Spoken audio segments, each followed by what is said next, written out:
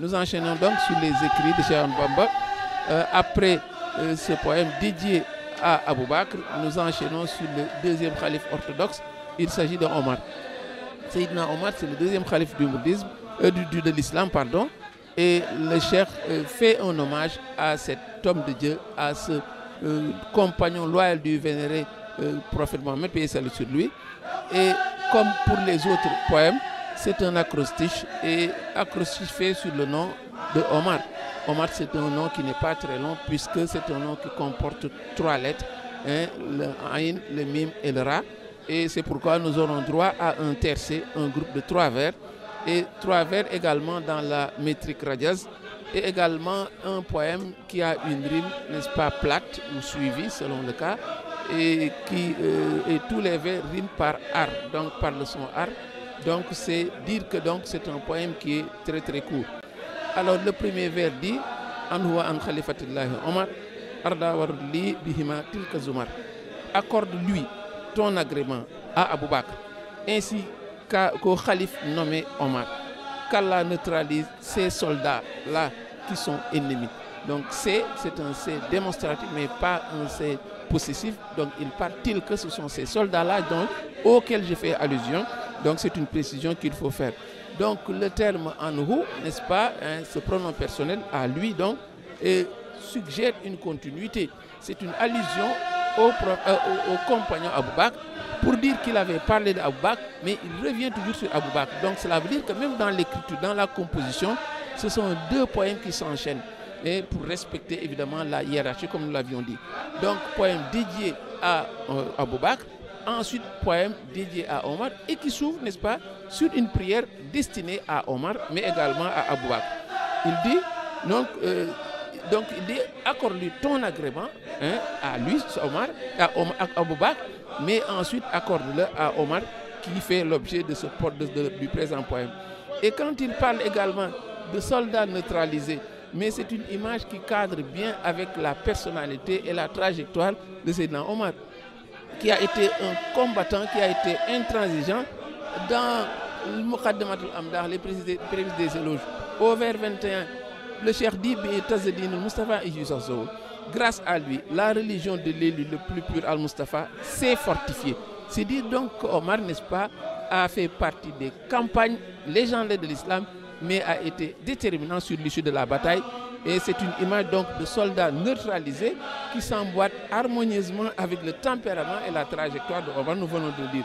Et dans un de ses poèmes, le cheikh dit de lui, Allah Seyfil Farouk, celui qui est, n'est-ce pas, le sabre, hein, de notre Seigneur. Donc également c'est un nom qui est associé, l'image du sabre est associée à Omar.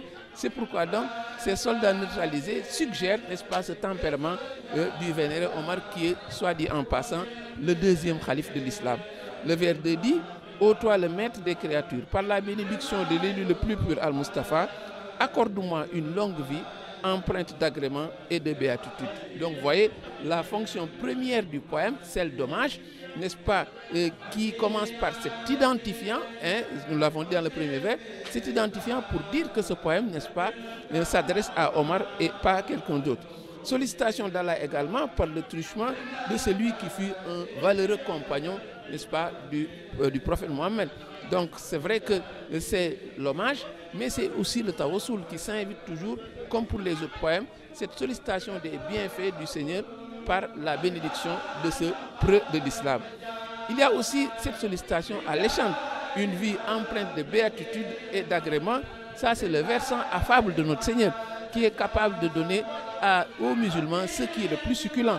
Mais il y a aussi cette facette redoutable et redoutée et qui va transparaître dans le vers 3 où le cheikh dit « Seigneur, toi à qui appartient la vengeance, par la bénédiction du vénéré Omar, tu m'as dompté ceux qui me sont hostiles et ceux qui, à mon égard, attisent le feu de la haine. » Donc cela veut dire que il y a, cela veut dire donc qu'il y a ces deux facettes de notre Seigneur qui sont incontournables et qu'il faut convoquer chaque fois que de besoin.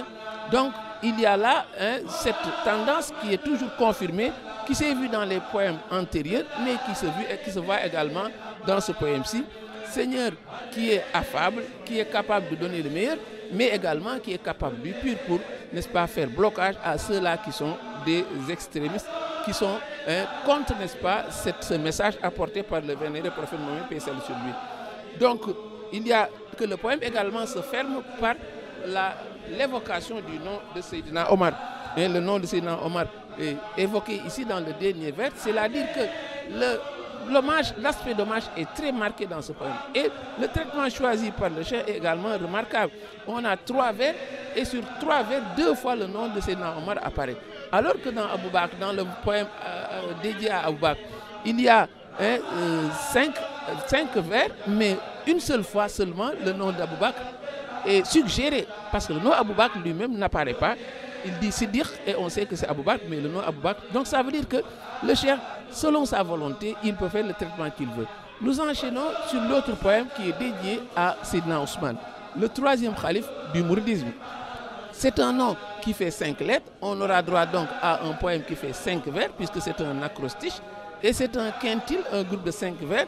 C'est dans la métrique radias. Et on verra également que tous les vers riment de la manière suivante. Ils se terminent tous par nous. Donc ça veut dire que c'est également un poème qui présente beaucoup de similitudes par rapport au poème précédent.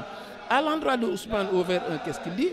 Hani atata zanba ya rahmanu bidjaïman sumato Ousmane.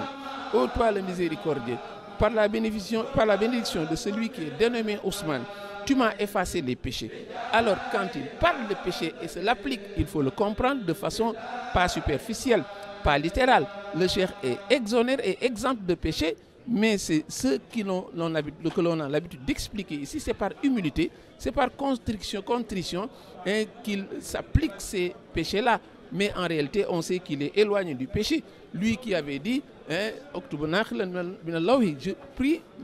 j'écris en priant, en tirant de la tablette bien gardée, et à la joute, l'âme amine. Point, je ne m'abuse. Lui qui avait dit également qu'il est zanaf in biladarin, qu'il est porteur de bienfaits, qu'il est exempt de tort. Donc quand il revient parler de péché à son endroit, c'est par simple humilité. Le vers 2 dit, ô toi le Seigneur, le bienveillant, le bon, le charitable, par la bénédiction de Ousmane, tu m'as accordé la ténacité. Chaleur particulière dans l'évocation. Ici, 4 noms d'Allah qui sont convoqués. 4 fois la formule emphatique par la mise en apostrophe est convoquée. C'est la preuve donc qu'il y a, n'est-ce pas, un nom d'Allah, il y a une chaleur qui est en relation avec ce qu'il veut dire. Il dit Ya Allahu, il dit Ya Hannanu, il dit Ya Barru, il dit Ya Mannanu. Donc ça veut dire que l'évocation, n'est-ce pas, exprime une chaleur, n'est-ce pas, qui est en conformité avec ce qu'il veut évoquer. Le vers 3 dit, tu m'as gratifié d'une faveur qui m'accordera le paradis. Et par elle, je bénéficierai de la constance et de la paix du cœur. Donc, évidemment, c'est un vers qui est fortement marqué par le témoignage de gratitude. 2 réalités qui cohabitent régulièrement dans les écrits du cheikh. C'est vrai qu'il y a le tawassul profond, demande pressante, mais il y a également le fait que le cheikh fait un témoignage de gratitude au nom de ce que le Coran avait dit. La in shakartum la azidannakum. Si vous êtes reconnaissant envers Allah, il multipliera vos bienfaits. Donc ça veut dire que la voie royale pour avoir les bienfaits d'Allah, c'est surtout de demander, mais c'est surtout également d'être reconnaissant par rapport à ce que Allah avait déjà fait pour nous. Au vers 4, il dit, tu as détourné vers un autre que moi tout ce qui peut inciter à la transgression. Tu es certes le rétributeur. Tu es assurément le rétributeur. Donc c'est un propos, n'est-ce pas, qui est très marquant. Nafayta durri warda ya rahmanu anil lazi sumatu Ousmane. Ô toi le miséricordieux, tu as écarté le préjudice.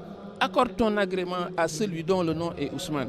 À l'image du poème précédent, on se rend compte que le poème s'ouvre et se ferme sur le nom de Ousmane. et ce troisième calife orthodoxe. Et pour récapituler, il y a un traitement particulier qu'il faut mettre en évidence. Il y a une profusion de noms d'Allah qui sont convoqués ici.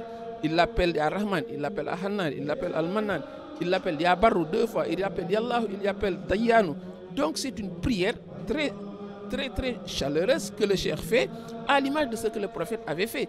Parce que le prophète, le vénéré Ousmane, avait financé une campagne légendaire dans l'islam, qui a fait, n'est-ce pas, le prophète a été tellement touché par cette marque ou bien cet engagement au point qu'il a passé toute une nuit pour prier pour Ousmane. Il y a aussi que dans Raye, le cheikh montre que le prophète lui a accordé d'intercéder pour 70 000 personnes qui étaient vouées à l'enfer. Cela veut dire donc que Ousmane, n'est-ce pas, à l'image des autres compagnons, à l'image des autres khalifes dans l'islam, mais il pèse de tout son poids et il mérite bien, n'est-ce pas, cet hommage qui lui est accordé. Demain, Inch'Allah, nous viendrons avec le dernier des khalifes, le quatrième en l'occurrence, Sayyidina Ali, pour enchaîner évidemment sur Ahlul Badr globalement. Wassalamu alaikum wa rahmatullahi ta'ala wa barakatuhu.